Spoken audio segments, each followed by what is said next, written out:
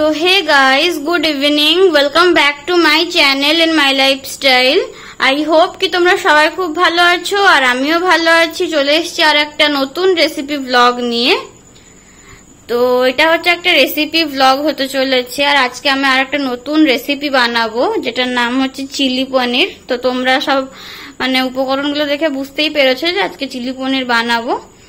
আর এখানে রয়েছে দেখো পনিরগুলোকে আমি এইভাবে কেটে নিয়েছি কিউব সাইজ করে, এই যে এরকম। আর এখানে রয়েছে হচ্ছে পেঁয়াজ, ক্যাপসিকাম, আর এখানে রয়েছে একটা লঙ্কা আমি কেটে রেখেছি এরকম ভাবে, মানে ফাড়া দিয়ে রেখেছি, এটা দেব। আর এখানে নিয়েছি একটু মিট মশলা, এটা একটু টেস্টের জন্য দেব। এইটা হচ্ছে সোয়া সস, এইটাও দেব, এটা আর এটা মিক্স করে দেব একসাথে। আর এটা হচ্ছে টমেটো কেচাপ, আর এখানে রয়েছে নুন। তো এই যে আমি চিলি সসটা ব্যবহার করছি না, কারণ মানে একটু ঝালের জন্য আমি চিলি সসটা ব্যবহার করছি না। আর চিলি সসটা আমার খুব একটা পছন্দ না, কারণ ঝাল জিনিসটা আমার খুব একটা ভালো লাগে না, যার জন্য আমি এখানে লঙ্কা নিয়ে নিয়েছি, চিলি সস দেব না বলে। তো চলো তাহলে রেসিপিটা এখন স্টার্ট করা যাক। কড়াই বসিয়ে দিয়েছি আর কড়াইয়ের মধ্যে দিয়ে দেওয়া হচ্ছে হলো এই যে তেল। এই যে তেল দিয়ে দেওয়া হলো, কারণ পনিরটাকে একটু হালকা তেলে ভেজে নেব।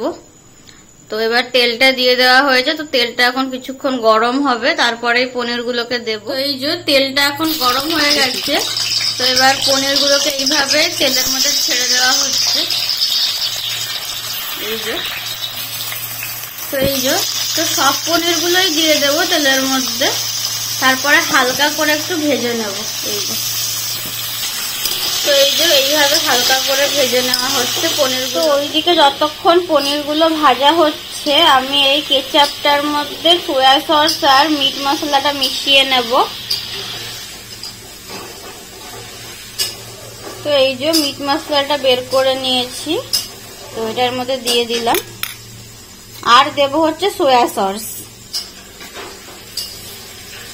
তো আর দেব হচ্ছে এর মধ্যে অল্প করে সোয়া সস। এই যে তো দিয়ে এগুলোকে আবার ভালোভাবে মিক্স করব এইভাবে।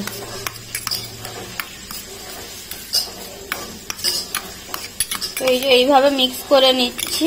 এদিকে দেখো পনিরগুলো এরকম ভেজে নিয়েছি আর এরকম একটা বাসনের মধ্যে তুলে নিচ্ছি। বেশি কড়া করে ভাজিনি, হালকা হালকা করেই ভাজা হয়েছে। তো এগুলো সবগুলোকে এখন তুলে নেব। এই যে আর এদিকে দেখো এই যে পনিরগুলোকে তুলে নিয়েছি, আর এদিকে এই কড়াইটার মধ্যেই আবার পেঁয়াজগুলোকে ছেড়ে দিচ্ছি। পেঁয়াজগুলোকেও হালকা হালকা করে ভেজে নিতে হবে, পেঁয়াজ আর ক্যাপসিকাম দুটোই ভেজে নিতে হবে। তো প্রথমে পেঁয়াজগুলো দিয়ে দেওয়া হচ্ছে। এই যে তো এই যে এবার পেঁয়াজগুলোকে ভেজে নিচ্ছি এইভাবে।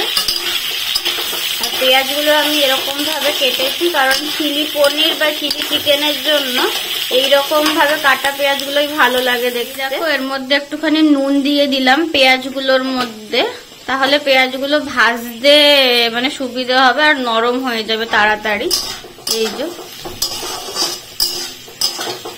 দিয়ে আবার এরকম ভাবে ভালো করে মিক্স করলাম। আর এটা এই আরো 2-3 মিনিট মতন এরকম ভাজবো, তারপরে এর মধ্যেই দিয়ে দেবো হচ্ছে ক্যাপসিকাম গুলো। হ্যাঁ, তো এবার এর মধ্যে দিয়ে দেওয়া হচ্ছে ক্যাপসিকাম। এই যে পেঁয়াজগুলো হালকা ভাজার পরে ক্যাপসিকাম গুলো অ্যাড করে দেওয়া হচ্ছে।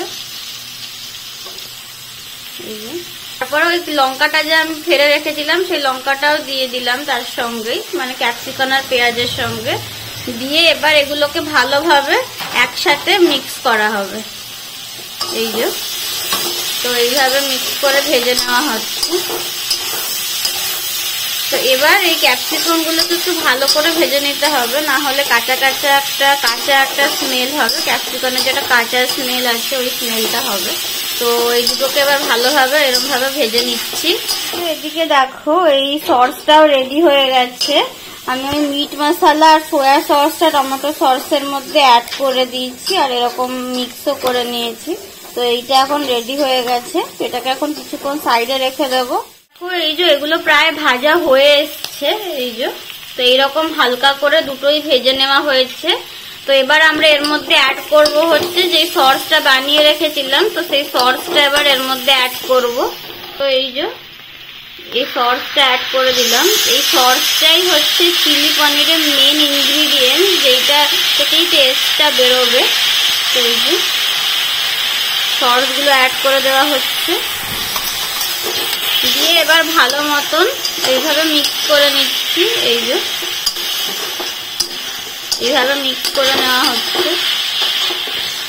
তো এই যে এবার এর মধ্যে অ্যাড করে দেওয়া হচ্ছে সেই পনিরগুলো যেগুলোকে ভেজে রাখা হয়েছিল। তো এই যে দিয়ে এবার সব জিনিসগুলোকে একসাথে এইভাবে মিক্স করা হচ্ছে। এই যে